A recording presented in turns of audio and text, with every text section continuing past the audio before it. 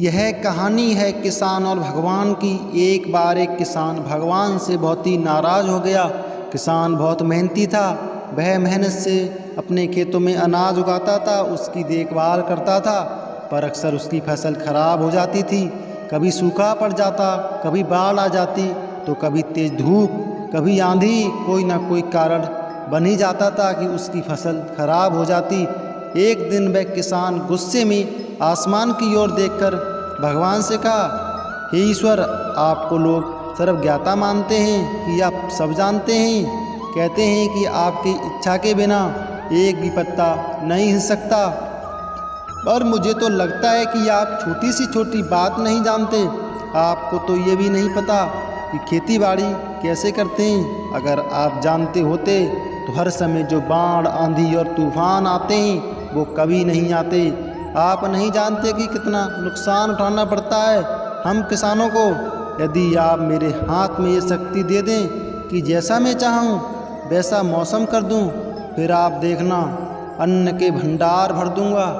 भगवान इस किसान के तीखे वाक्य सुनकर मुस्कुरा रहे थे और वह किसान के सामने प्रकट होकर बोले, मैं आज से तुम्हें यह शक्ति देता हूँ कि तुम अपनी खेतों पर तुम्हारी जैसी इच्छा ही तुम वैसा मौसम कर दोगे।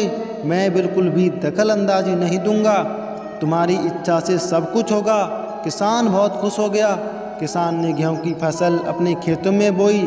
जब उसे लगा कि खेतों को धूप चाहिए तो खेतों को धूप मिली। जब पानी बरसना चाहिए तभी पानी बरसा। आंधी, तूफान, बाढ़ कुछ भी उसने अपने खेतों पर नहीं आने दिया। किसान के खेत में इस बरस ऐसी फसल हुई जैसी कभी नहीं हुई थी। हरी भरी लहलहाती फसल। मन ही मन वह किसान बहुत खुश हो गया और सोचने लगा, अब सबूत के साथ दिखाऊंगा भगवान को कि इसे कहते हैं शक्ति का सही उपयोग करना। मेरी सफलता देखकर उन्हें अपनी नियम जरूर बदलने पड़ेंगे। कुछ दिन गुजरे, फसल कटने को तैयार हो गई। किसान बहुत खुश था, फसल को काटने लगा, पर जैसे ही उसकी नज़र गेहूं की बालियों पर गई तब उसने अपना सिर पीट लिया और वह रोने लगा, चिल्लाने लगा। गेहूं की एक भी बाली के अंदर गेहूं का दाना नहीं था। सारी बालियां अंदर से खाली थीं। किसान बहुत दुखी हो गया। उसने भगवान को रोते हुए फिर पुकारा, हे प्रभु, तुमने ये मेरे साथ क्या किया? तुमने मुझे कोई सजा दी है? भगवान बोले, पुत्र, ये तो होना ही था। तुमने पौधों को संघर्ष करने का मौका ही कहाँ दिया।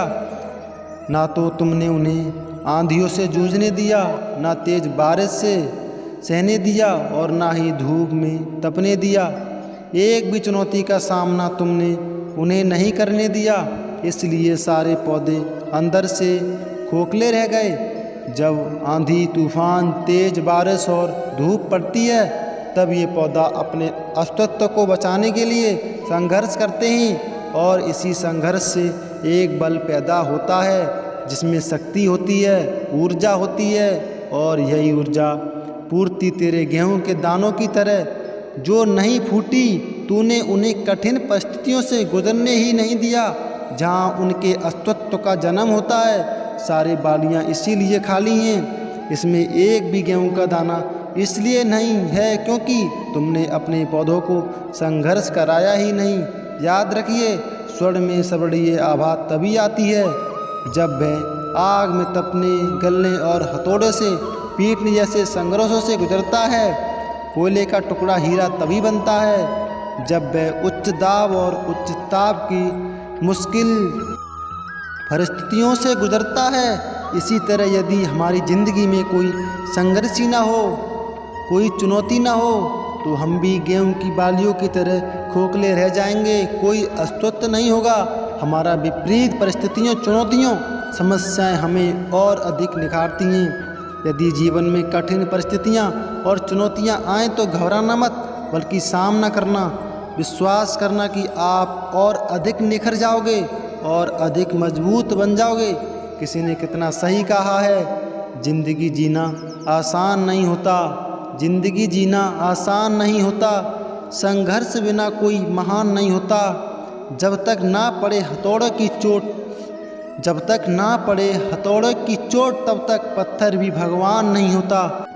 साथियों, यह वीडियो आपको कैसी लगी कमेंट में ज़रूर बताना। यदि आप चैनल पर नए हो तो चैनल को सब्सक्राइब अवश्य कर लेना। कमेंट में जय श्री कृष्णा ज़रूर लिखना।